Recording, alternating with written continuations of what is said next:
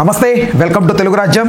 నేను మీరామ్. జగన్మోహన్ రెడ్డి గారి నెల్లూరు పర్యటనకు సంబంధించినటువంటి అనేక అంశాల గురించి మనతో మాట్లాడడానికి ప్రముఖ పొలిటికల్ అనలిస్ట్ కేఎస్ ప్రసాద్ గారు ఉన్నారు. ఆయనతో చర్చిద్దాం. సార్ నమస్తే. నమస్తే అండి. సార్, ఎక్కడ లేని ఆంక్షలు విధించారు అనేది ప్రధానంగా వినిపిస్తా ఉంది సార్. హెలిప్యాడ్ అయితే 10 మంది, ములాఖాతికి 3, మాజీ మంత్రి ప్రసన్న కుమార్ రెడ్డి ఇంటికి అయితే 100 మందే, ఇలాంటి చాలా ఆంక్షలు విధిస్తూ ఉంటారు సార్ ప్రధానంగా.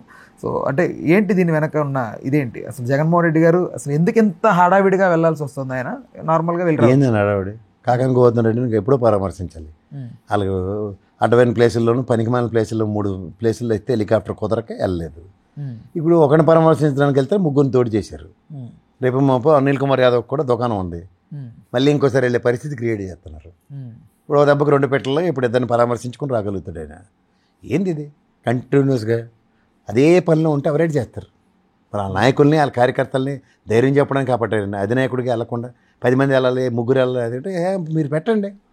ఎన్ని పొగిలి రైతులు, మిర్చి యాడ్ రైతులు, బంగారుపల్లి ఆవిడకాయ రైతులు ఎన్ని చూడలేదు. మీతో ఏమైనా అవుతే ప్రయత్నించండి, ఏం పర్లేదు. ఆయన Z+ క్యాడర్లో ఉన్నాడు. మీరు ఆయన చుట్టూ 54 నుంచి 57 మందిని పోలీసులని రోప్ పార్టీలు పెట్టి పనిచేయవలసింది పోయి ఎంతసేపు ఆయన వెనకాల 10 మంది వెళ్ళాలి, ఆయన వెనకాల ఎవడో వెళ్ళకూడదు, ఆయన ఆగిపోవాలి, ఈయన వెళ్ళాలి, బల ప్రదర్శనలు ఏంటి, తొక్కేటి, తోటకూరేటి, ఎంతసేపు ఎవరెవరో అసాంఘిక శక్తులను డీజీపీ గారు మాట్లాడడం ఏంటి, ఇవన్నీ వింటున్నాం కదా. వీడికి బుద్ధిగా అన్నాడు. పెట్రోల్ బంక్ కూడా అయితే డైరెక్ట్గా రోహియాంగాల అటాకింగ్గా. ఏంది ఇది? ఎక్కడి నుంచి వస్తున్నాయి ఈ పదాలన్నీ మీకు? ఆంధ్రప్రదేశ్ ప్రజలు, పౌరులు అంటే అంత దీనిగా ఉందా? లేకపోతే ఒక పార్టీ పట్ల విధేయత చూపించుకున్నాలంటే అంత అవహేళనగా ఉంటుందా? అయితే మీ దగ్గర ఓన్లీ రామావతారంలో ఆది పురుషులు మాత్రమే మీ దగ్గర ఫాలోవర్స్ ఉంటారు, మిగిలిన వాళ్ళందరికీ రాక్షస గణమేనా? ఎక్కడి నుంచి వస్తున్నాయి మీకు ఎగ్జిక్యూషన్స్? ఎవడుతున్నాడు కెపాసిటీస్?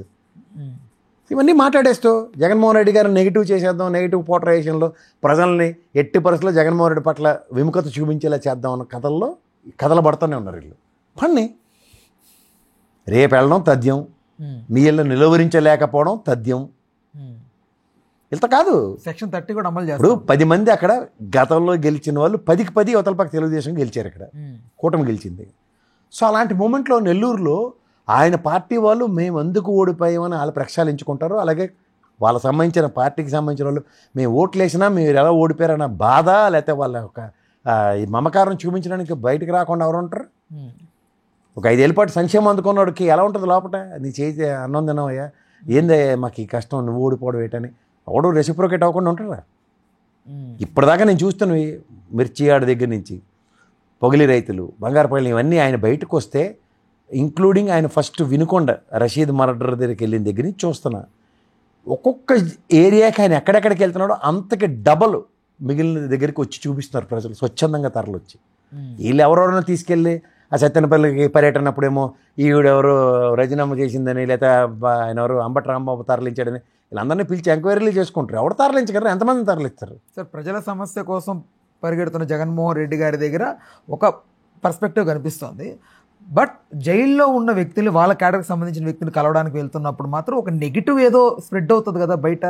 ఏమైంది? వంశీని కలవడానికి వెళ్ళేటప్పుడు ఏమైనా పోలీసులు నిలువరించగలిగారా? చెప్పండి. వంశీని కలవడానికి వెళ్ళినప్పుడు జైలు దగ్గర ఏమైనా నిలువరించగలిగారా? పోలీసులు చేతులు ఎత్తి వెళ్ళిపోయారు కదా. ఏం చేస్తారు వాళ్ళు మాత్రం? వాళ్ళ పని వాళ్ళని చేయనివ్వకుండా ఒక రిస్ట్రిక్టివ్ మోడ్లో పని చేయమంటే ఎక్కడికైనా చేస్తారు ఆ పోలీస్ డిపార్ట్మెంట్.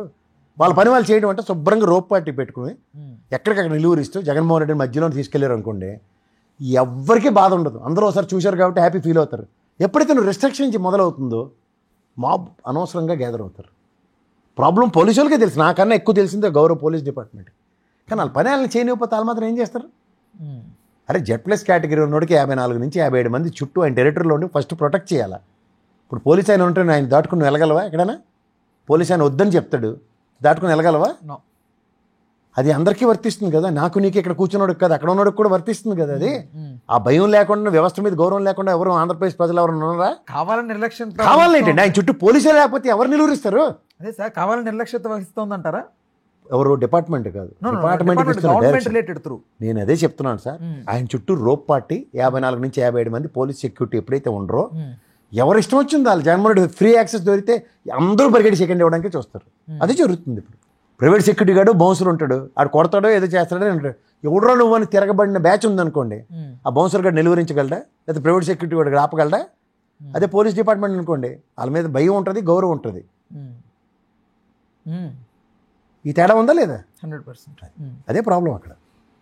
రేపు నెల్లూరు ఆయన పర్యటనని 10, 3, 100 ఏం చేసినా సరే పొంకాలుగా ఇప్పుడు చూడండి, నేను రష్యాలో భూకంపం వస్తే సునామీ అలర్ట్ ఇచ్చారు జపాన్ అంతా. ఏమైంది? వాళ్ళు జాగ్రత్తలు పడకపోతే కర్మ అవడది. ఆ భూకంపం వస్తే సునామీ వస్తుందా? మొన్న బంగారపాలెంకి వచ్చారు, పొగిలికి వచ్చారు కాబట్టి, మిర్చియాడికి వచ్చారు కాబట్టి ఇక్కడికి వస్తారని గ్యారంటీ ఏంటి? ఈ 10కి 10 మేమే గెలిచాం అనుకుని కూర్చున్నారు అనుకోండి, చూద్దరు రేపు పొద్దున్న జనశ్రవంత ఎలా ఉంటుంది. ఇప్పుడు జగన్మోహన్ రెడ్డి గారికి ప్రాబ్లం ఎక్కడ క్రియేట్ అవుతుంది సార్? వాళ్ళు వచ్చేదే అభిమానులు జగన్మోహన్ రెడ్డి గారి, బట్ అక్కడ ఎక్కడ ప్రాబ్లం క్రియేట్ అవుతుంది? వాళ్ళ కార్యకర్తలు వాళ్ళు ఉండగా కూడా. ఇప్పుడు పవన్ కళ్యాణ్ గారు రోడ్డు మీదకి వస్తారండి, ఎవరిని ఆపగలరు? ఆయనకి చుట్టూ వెళ్ళకుండా ఎంతమంది వెళ్తారో తెలుసు కదా మీకు. అదే క్రౌడ్ పుల్లర్స్ అండి వాళ్ళు. దేర్ ఆర్ పీపుల్స్ యాక్సెప్టెన్స్ ఉన్న లీడర్లు వాళ్ళు. పార్టీ రాజకీయం అన్ని పక్క తీయండి. ఒక హీరోటిక్ పర్సనాలిటీ, ఇప్పుడు చిరంజీవి గారు బయటకు వస్తారు, లేకపోతే నాగార్జున బయటకు వస్తాడు, లేకపోతే ప్రభాస్ బయటకు వస్తాడు. మొన్న అల్లు అర్జున్ పోలీసు వాళ్ళు చెప్పిన తర్వాత కూడా వెళ్ళాడు. ఎంతమంది క్రౌడ్ వచ్చారు చూశారు కదా, అవునా కదా? థియేటర్ దగ్గర అలాంటి మాబుని నిలువరించడానికే పోలీస్ డిపార్ట్మెంట్ ఉంటుంది. ఇప్పుడు ప్రాపర్ పర్మిషన్ లేదే ఆయన వెళ్ళడు కదా. నువ్వు పర్మిషన్ ఇస్తేనే వెళ్తున్నాడు. గత అనుభవాలు నువ్వు ఏం చేయాలి? అరే బయటికి వెళ్తే మబ్బులు ఉన్నాయి, వర్షం పడిలో ఉందని గొడుగు పట్టుకుని వెళ్తావా, లేకపోతే వర్షం పడితే తడుద్దులోనే వెళ్తారు ఎవరన్నా?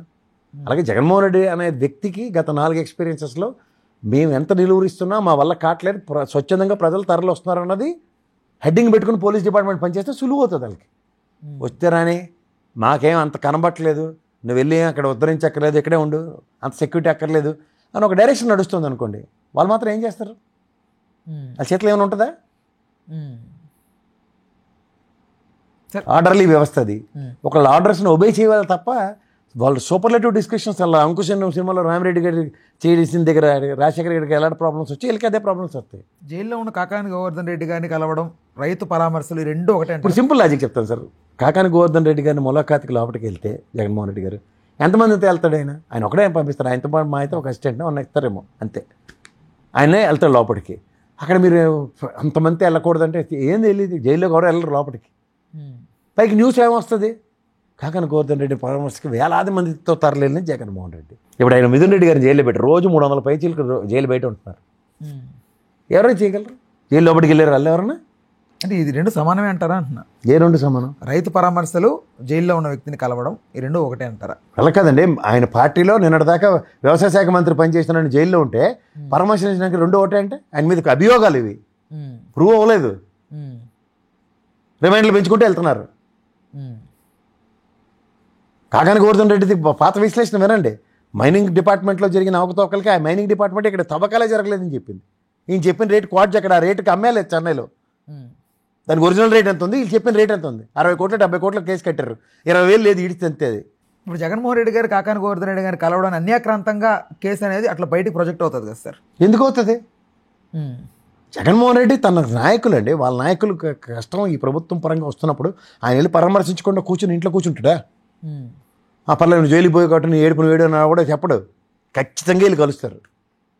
అందులో వాళ్ళ నాన్నగారు లెగసి ఢిల్లీ నుంచి అధిష్టానం వస్తేనే వెళ్ళి పక్కన అడకని వెళ్ళి కలిసి వస్తున్నాం, ఆయనకన్నా నాకేం గొప్ప వ్యక్తులు కాదు వీళ్ళు అని చెప్పి వెళ్ళి కలిసి వెళ్తాడు ఆయన. మరి ఆ అంశంలో పుట్టినాడు. ఆయన తనకు సంబంధించిన నాయకుల్ని కార్యకర్తల్ని పరిరక్షించుకోవడని నీ ఇష్టం వచ్చినట్టు అభూత కల్పనలను అభాండాలు వేసేస్తే ఊరుకుంటాడు ఆయన జగన్మోహన్ రెడ్డి. ఆయన పని ఏం చేసి చూపిస్తాడు. Is a practical man. ఇంకొకటి లాస్ట్ కంక్లూజన్ ఏంటంటే, చంద్రబాబు నాయుడు గారు స్కిల్ డెవలప్మెంట్ కార్పొరేషన్ అక్కడ దానికి సంబంధించిన రాజమండ్రి జైల్లో ఉన్నప్పుడు పవన్ కళ్యాణ్ గారు వెళ్ళినప్పుడు అది పాజిటివ్గా టర్న్ అయింది ఆ అంశం. బట్ ఇక్కడ సేమ్ జగన్మోహన్ రెడ్డి గారు కూడా వెళ్ళి అక్కడ కలిస్తే ఇది కూడా పాజిటివ్గా టర్న్ అవుతుందనా ఈ వ్యూహం అనేది? కానీ చంద్రబాబు నాయుడు గారికి సంఘీభావం ప్రకటించింది పవన్ కళ్యాణ్ వేరే పార్టీ.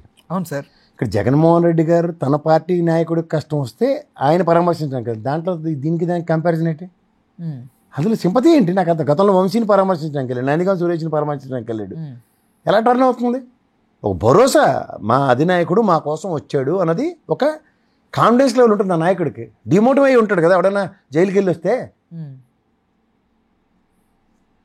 ఇప్పుడు ఇంట్లో ఎవరైనా మనం కోతి పని చేసి వస్తే మన అమ్మా నాన్న మనకి ఇచ్చే సపోర్ట్తో మనం ఏం పర్లేదు ఇలా ఈ తప్పు ఇంకోసారి చేయక నేను ఉన్నాను నీకు ధైర్యంగా అని చెప్తే మన అమ్మా నాన్న ఇచ్చే మోటివేషన్స్ వేరేగా ఉంటాయా? ఏమొద్దురా ఏముంది 2 మామిడికాయలు తెంపో దానికి ఏముంది, ఆ 2 పీకిచ్చాడు దాని ఏముంది, ఈసారి చూడకుండా తెంపాలి జాగ్రత్త పడాలి మనం అని ఫ్రెండ్ ఇచ్చే మోటివేషన్ బాగుంటుంది. అలా జగన్మోహన్ రెడ్డి మీకు ఏం కష్టం లేదు, ఇలా అన్యాయంగా కేసులు పెడతాను నేను నమ్ముతున్నాను, ఐ బిలీవ్ యూ. రేపు పొద్దున ఏమొచ్చినా నేను చూసుకుంటాను, నువ్వు నా పార్టీ నాకు నమ్మ వ్యక్తి అని భుజం కొట్టి వచ్చాడు అనుకోండి. అంతకని జగన్మోహన్ రెడ్డి పరామర్శించకుండా ఆ కేసు పెట్టేశారు వాళ్ళు, అది రైట్ రాంగ్ ప్రూవ్ అయ్యేదాకా జగన్మోహన్ రెడ్డి నాకు సంబంధం లేదని ఆ భావనలో అతను ఉంటాడు కదా. ఎండ్ ఆఫ్ ది డే అతని పార్టీ సుపీరియర్ కదా. ఆయన ఇచ్చే మోటివేషన్సే వేరేగా ఉంటాయి కాకాని గోవర్ధన్ రెడ్డి గారికి. నా లోలన్నా జైల్లో ఉంటావు అంతే కదా, తర్వాత బయటకు వస్తాం, ప్రభుత్వం వస్తుంది, మనం చేయవలసిన పని అప్పుడు చేస్తామని ఆ ధైర్యం ఇచ్చే విధానం వేరు ఉంటుంది. That's what you need to look at. Hello, Telugu రాజ్యం ఛానల్ చూస్తున్నారా? సామాజిక రాజకీయ జీవన చిత్రణే తెలుగు రాజ్యం. అతిశయోక్తులు అసత్యాలు ఉండవు. రాజకీయ కోణం కాదు, ప్రజా కోణమే కొలబద్ద. తెలుగు రాజ్యం వీక్షణ మీ ఉత్తమ అభిరుచికి నిదర్శనం.